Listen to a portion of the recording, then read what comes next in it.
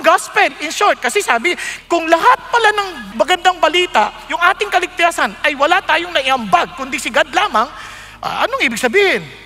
To whom be the glory forevermore. Amen. Walang ibang mag-glorify kundi lang siya. Tama? Kasi kung may dinagdag tayo, ay naniwala kasi ako eh. Kasi talagang naligtas ako dahil team akong nanalangin eh.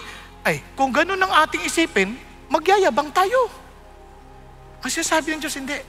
Niligtas kita. Even when I allowed you to see me and allowed you to understand your condition in life, ako nagbigay sa iyo niyan.